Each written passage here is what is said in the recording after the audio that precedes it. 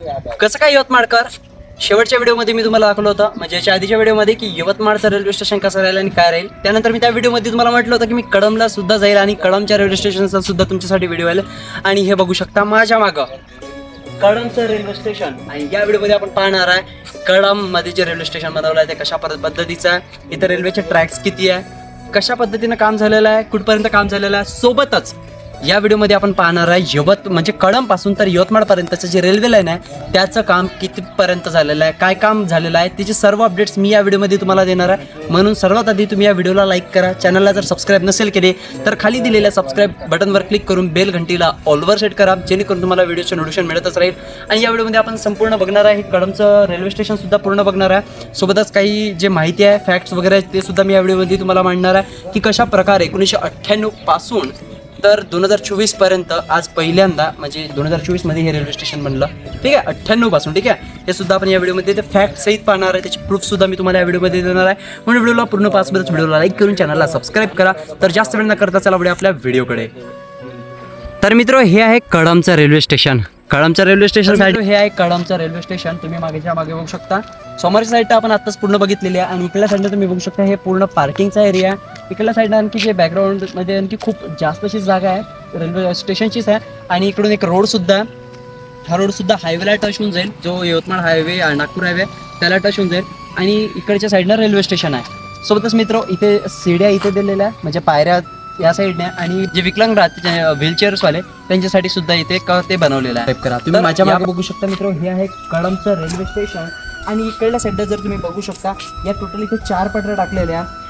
हे बघा, इथे पहिली पटरी इथे एक्झॅक्ट माझ्या खालीली आहे, दुसऱ्या नंबरची पटरी, तिसऱ्या नंबरची पटरी आणि ती आहे मित्र चौथ्या नंबरची पटरी. त्या साईडला तुम्ही जे बघू शकता तिथे सुद्धा एक रेल्वेचा प्लॅटफॉर्म राहील. त्या प्लॅटफॉर्म सध्या अजून त्याचं काम सुरू नाही झालेलं आहे, परंतु त्याचं जे एक्झॅक्ट म्हणजे पूर्णपणे बनलेलं रेडी तर नाही आहे. इकडल्या साईडला तुम्ही बघू शकता हे पूर्णपणे प्लॅटफॉर्म बनलेलं आहे. सेम असंच प्लॅटफॉर्म त्या साईडला सुद्धा राहील. आणि तुम्ही बघू शकता इकडल्या साईडला वर्धेसाठी ट्रेन जाते मित्र, आणि आपल्या यवतमाळसाठी ट्रेन ज्या इकडच्या साईडनं जाणार. म्हणजे जर यवतमाळला जेही जाणारे लोक राहील कळंब, वर्धा, यवतमाळ या रेल्वे लाईनवर जे पण लोक ही यवतमाळवरून कळंबला जाणार तर त्यांची जी ट्रेन आहे म्हणजे आपली जी रेल्वे आहे या साईडला जाईल. तर लवकरच भविष्यामध्ये आपल्या यवतमाळ या साईडला जाणार आहे. ठीक आहे, या दिशेकडे स्पेशल लक्ष राहील.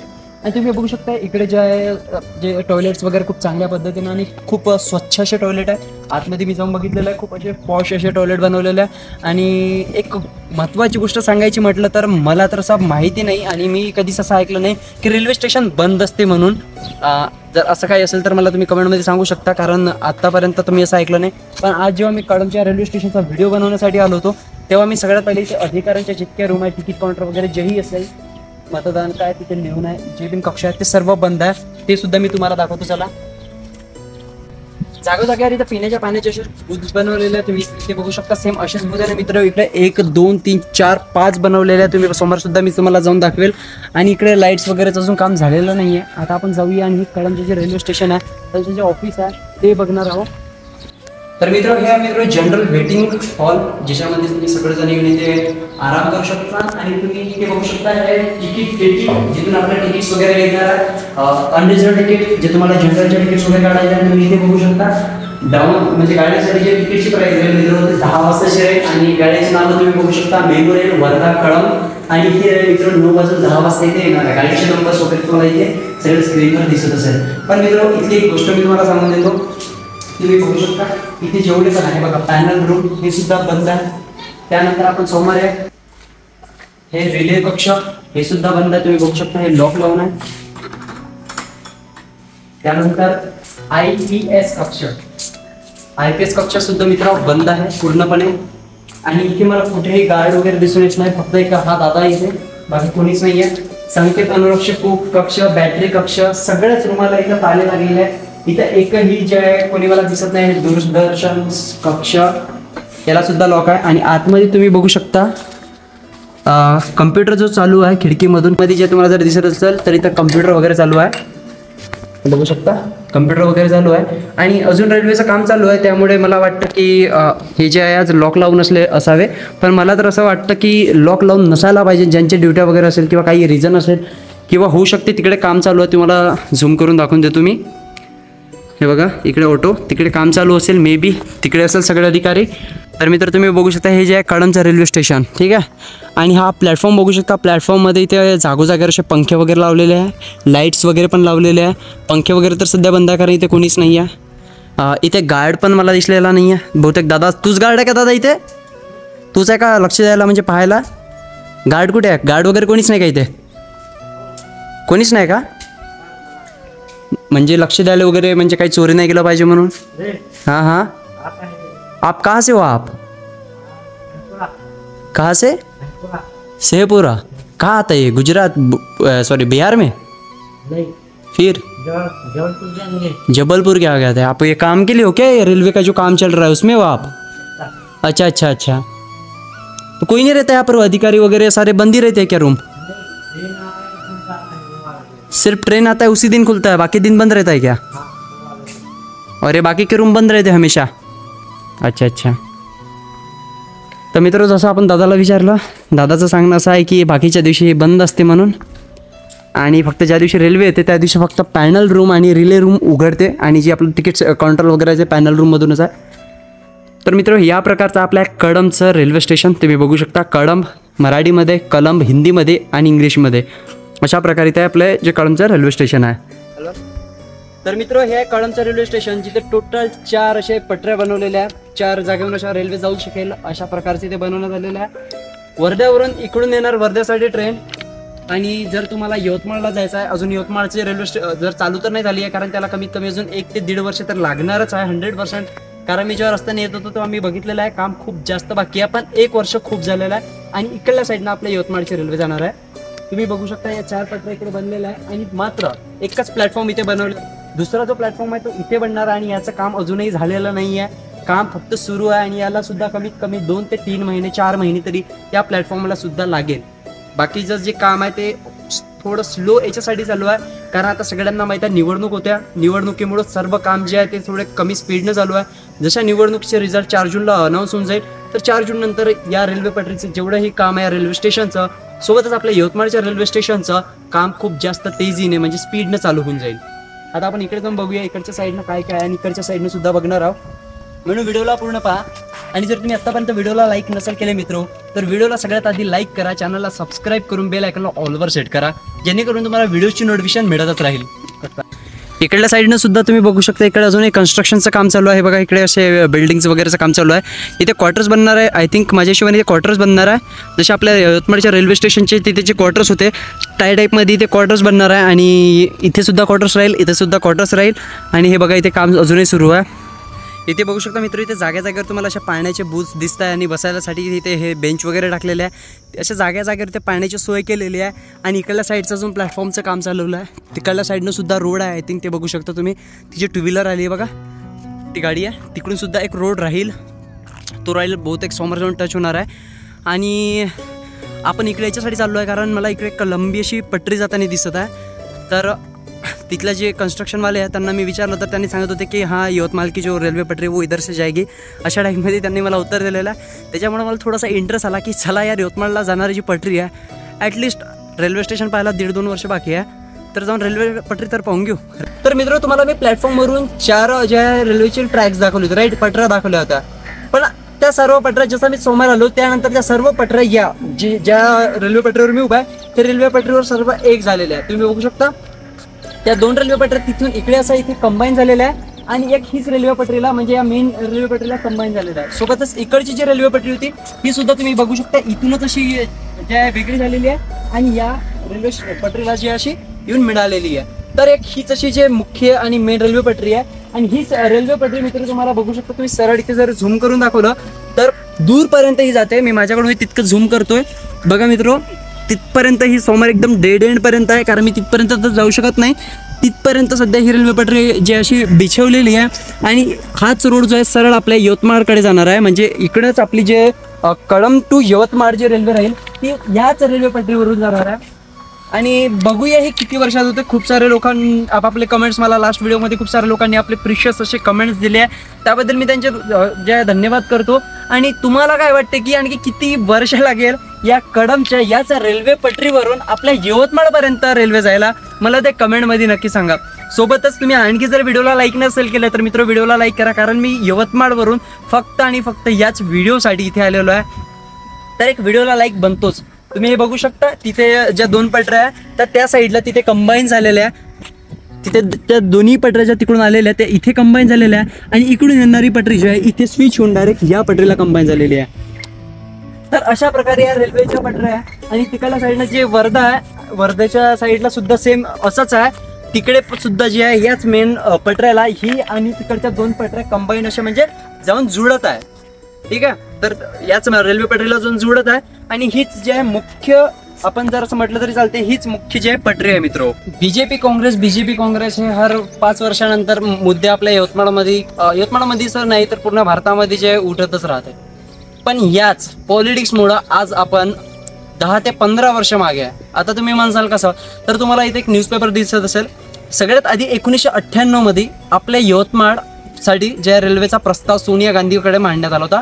1998 साली, ज्या साली मी पैदा झालो त्या सालीची गोष्ट आहे.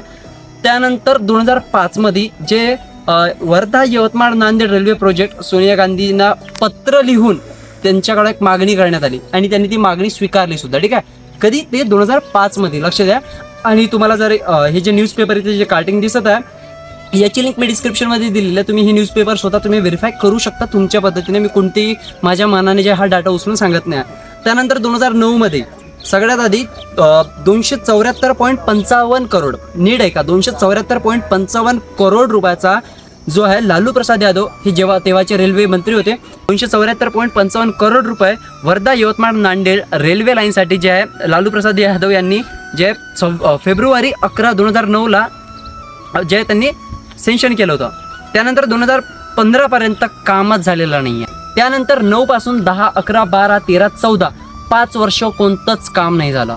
का नाही झालं याचा प्रश्नाचं उत्तर कोण देणार? सगळे जेवढे यवतमाळातले लोक आहे त्यांच्याकडून मी हा प्रश्न विचारतोय प्रशासनाला, शासनाला, यवतमाळमध्ये जे आहे किंवा जे रेल्वे विभाग असेल, कारण मी तेवढा शिक्षित नाही आहे. मी सगळ्यांना हा प्रश्न विचारताय की 5 वर्ष का बरं रेल्वेचं काम नाही झालं? हा माझ्याकडनं यवतमाळचा नागरिक असल्याच्या एका जबाबदारीने मी हा प्रश्न विचारतोय संपूर्ण प्रशासनाला, शासनाला की 5 वर्ष का काम नाही झालं. त्यानंतर 2014 मध्ये निवडणूक झालं आणि बीजेपी आली, राईट. 1 वर्ष बीजेपीने सुद्धा काहीच काम नाही केलं. आणि 2015 मध्ये मिनिस्टर देवेंद्र फडणवीस यांना पत्र लिहिण्यात आलं आणि त्यानंतर 2015 नंतर जे आहे मित्र या प्रोजेक्टचं काम सुरू झालं. 28 नोव्हेंबर 2016ला पुन्हा वर्धा यवतमाळ नांदेडच्या रेल्वे लाईनचं पुन्हा रिकन्स्ट्रक्शनचं काम म्हणजे पुन्हा त्याचा स्केच वगैरे बनवण्यात आला. आणि त्याच्यानंतर 2023ला सगळ्यात पहिले जे आहे देवडीपर्यंत काम झालं. 2024 मध्ये तुम्ही बघू शकता माझ्या मागं हे एक मोठं, आणि यवतमाळ जिल्ह्याचं म्हटलं तर चालतं कारण धामणगाव तर अमरावतीमध्ये येते, तर यवतमाळमधलं इतकं मोठं पहिलं रेल्वे स्टेशन यवतमाळमध्ये सुद्धा आहे.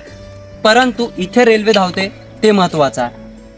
तर मित्र आपण ते सगळी तिकडची साईड आपण पूर्ण पाहिलेली आहे. आता या साईडनं बघा हे रेल्वे स्टेशन आहे, प्लॅटफॉर्म, आणि इथे एक मध्य रेल्वे कळंब रोप वाटिका बनवलेली आहे. इथे गार्डनिंग वगैरे राहील आणि हे खूप महत्त्वाचं आहे.